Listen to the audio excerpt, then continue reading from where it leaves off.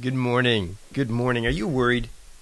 I'm Jeffrey Paul, and I'm here to share with you another inspirational biblical principle to apply to your life. Are you worried? Well, that's probably a rhetorical question to start off with.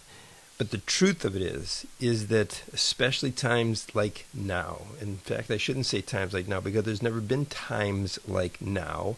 There's been some awful times. There's been some incredible turning of events and wars and circumstances and rioting that has happened throughout the centuries as far back as the beginning of time. But right now, because we're living in it, this is the biggest and most unprecedented things that are happening to us all around us. So, worry does have a foothold in so many cases. And if you listen to the news or you just listen to a conversation, the worry is almost like an energy that is going out there and just grabbing everybody and attaching itself to everybody possible. Well, I have an answer for you. I have an answer for you today from the scriptures on how not to worry and to be confident and to be bold and brave and be able to handle today's circumstances and situations and take captive those thoughts within you. You know what that is? Simply two verses in the book of Matthew. In the book of Matthew, the Gospel of Matthew, chapter 6, verse 33 and 34. And I really want you to take the time today to read it. And ideally, if you're like some of the students in our course on Learning to Hear the Voice of God for Abundant Life workshop, we've been teaching them how to find on the YouVersion app the different type of translations. Like I read generally out of NIV, the New International, and then I match it up with the Message Bible to get more contemporary, which I'm going to share with you this morning, or maybe the Amplified that goes really deep into the scriptures and the words in the Greek and the Hebrew. But specifically, these two verses out of Matthew chapter 6, verse 33 and 34 really deal with today, and I want this to go to your heart. I really do. I want this to go to your heart. I want you to take this in because we don't know what's coming tomorrow. We have no idea what's coming tomorrow.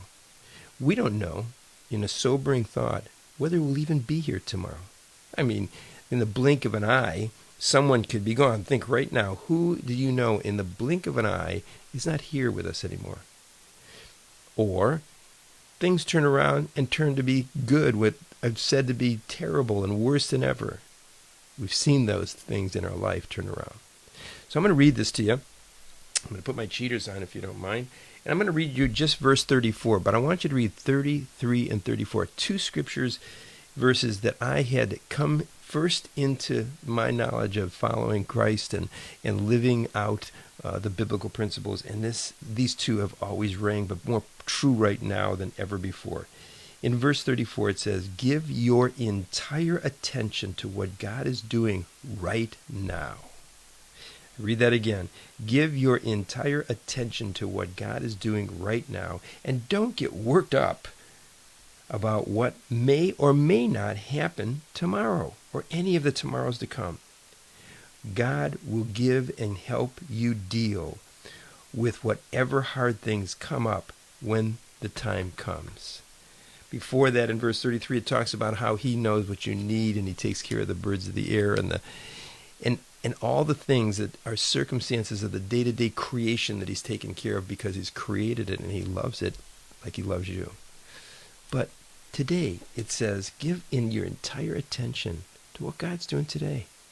We could spend so much time talking about what's coming, what could happen. Now, I'm not talking about not planning. I'm not talking about not setting goals. None of those things are biblically correct. Correct is that it says set goals, and it does say strive towards those goals and plan for tomorrow.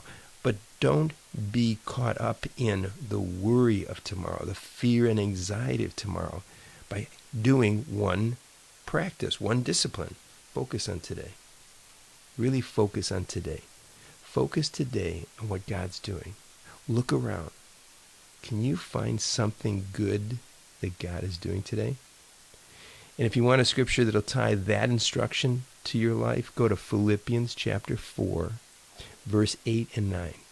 Think upon these things that are good, anything that is praiseworthy, anything that is blessed, anything that is beautiful, anything that is lovely.